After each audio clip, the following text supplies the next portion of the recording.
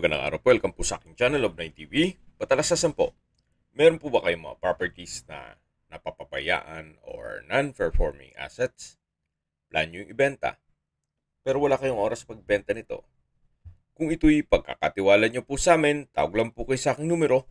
Usap po tayo. Gawan ko po ng video for free.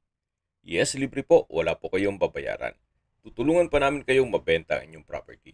Kami na po bala sa marketing, sa boosting or paid ads. Even sa tripping, hindi na po kayo mapapagod sa pag-entertain ng mga buyers. Kami na po bala sa lahat. Tawag lang po kayo.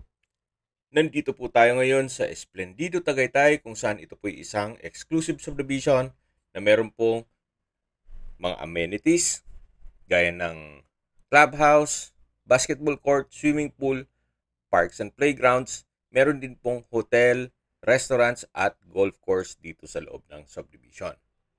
At higit sa lahat, meron pong 24 hours security. Kaya safe na safe po ang pamilya nyo dito. Ito pong bagong video presentation natin ay isang residential lot na may lot area na 290 square meters. Ito po'y titulado, buhay po ang may-ari, kaya wala po kayong maging problema sa documentation o sa transfer ng title. Kung hanap nyo po ay isang murang lupa dito sa Esplendido, ito na po yung hinahanap nyo. Gawa ng binebenta po ito ni owner below market value. May mga nagbebenta po dito ng mga 20,000, 23,000 pesos per square meter. Pero ito pong property na to ay binebenta sa halagang 14,500 pesos per square meter net. Opo, napakamura na po yan. Napaganda po nito para sa inyong bahay bakasyonan o retirement home, gawa ng napakatahimik po ng lugar, sariwa ang hangin, at malamig po ang klima. Ito pong subdivision ay along the highway, kaya accessible din po ito ng public transportation. Sa distance, location at travel time portion na po tayo. So mula po sa Twin Lakes, ang distance is 3.1 kilometers at ang travel time is 5 minutes. Mula naman po sa Tagaytay Rotonda, ang distance is 13.9 kilometers at ang travel time is 18 minutes. Kompleto na po doon gaya ng hotels, restaurants, banks, schools, church at hospital. Yan po yung lagi kong binabanggit sa aking video na dapat niyo i-consider sa paghanap ng property, yung meron pong malapit na hospital. Hindi ko naman po sinasabing sakitin kayo. Yan naman po for emergency purpose lang naman. At mula naman po sa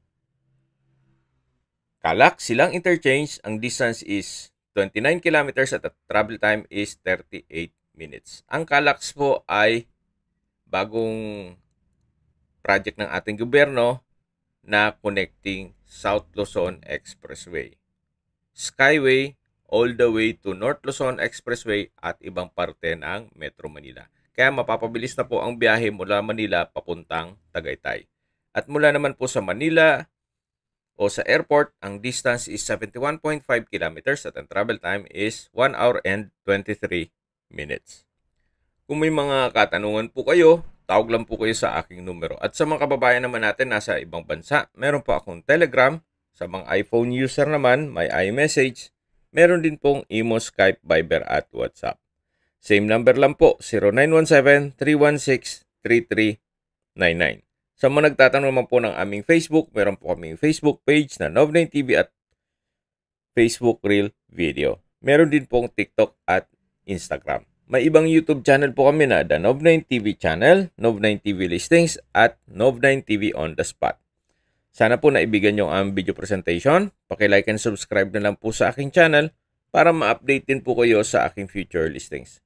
Kung sakali po hanap nyo yung mas malaking sukat na lupa, meron din po kayong ibang listings na pwede nyong pagpilian. Huwag po kayong mag-atubiling tumawag sa amin, then let us know your budget para malaman namin kung anong property pwede naming elok sa inyo.